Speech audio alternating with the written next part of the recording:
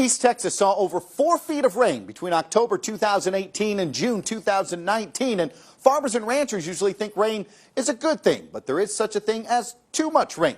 Flooded lands makes machine operation difficult, and waterlogged soil prevents plants from getting the oxygen and nutrients they need at the roots, sometimes leading to a total loss. This doesn't just affect the foods we eat, but also things we drink, like wine. We checked in with the Los Pinos Winery in Camp County to see how this year's harvest was actually impacted by all the rains we saw this year. Texas is known for a lot of great things. Producing wine, not typically one of them, but there are over 200 wineries in the state of Texas producing over 4,100 tons of grapes each year, making it, guess what, the 4th largest wine producing state in the country. Many of those wineries are right here in East Texas along the Piney Woods Wine Trail, and we took the short drive up 271 north of Gilmer to check in on one of this year's harvest. Like most wineries in the Northern Hemisphere, the grapes at Los Pinos Ranch just south of Pittsburgh, they're harvested in the summer. But the timing, you guessed it all depends on the weather. So I chased down the head winemaker at Los Pinos, Arnulfo Perez, and asked him how all the rain impacted this year's harvest. Well, this year's kind of tough, really, because we got too much rain. You guys, you see everywhere, we got lots and lots of rain, but we're so lucky because we still got a lot of fruit. Although they did harvest several tons of grapes this season, they lost close to half of their crop. And we lose like 40% of our crop this year. And that's because of all the rain that you guys got? Yeah, because we got too much rain this year. But that didn't stop the dozens of workers from coming out and helping out with this year's harvest. Well, check that, dozens plus one.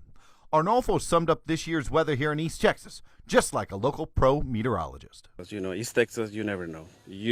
Every year you play with this kind of weather. Sometimes you got a lot of rain. And he's right. This year we did get a lot of rain, over 4 feet in less than 10 months. Although we won't know for a few months exactly how this year's crop will turn out, we do know where Arnulfo takes the grapes once they're picked off the vine.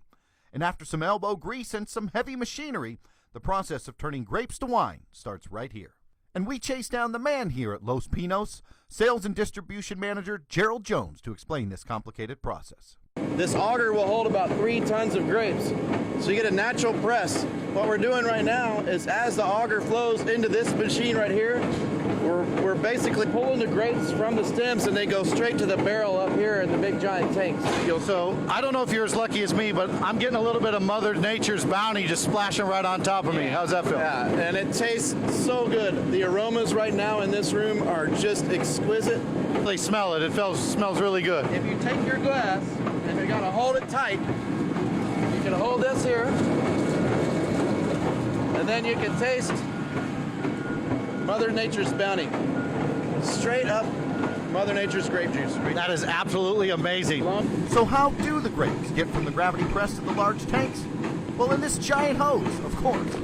The pump will push those grapes straight through these hoses all the way up to the top of that tank. And as you can see, the cooling jacket has ice on it. What we're doing is a cold soak. This is pretty typical to kind of put the grapes to sleep, get them used to their new home before we inoculate and then go into fermentation. So once the wine has gone through its fermentation process, sat for its desired amount of time and been filtered, it gets transferred from these large tanks and barrels to the bottle. The white wines typically stay in the big tanks, but the red wines, they're often transferred to oak wooden barrels before they're labeled and bottled. Using this machine, which ended up in East Texas, all the way from Italy. And by the way, this bottling and label making machine, it's not cheap. So after the wine makes it to the bottle, it usually sits in boxes like these ones for up to several months before it makes it to your local store.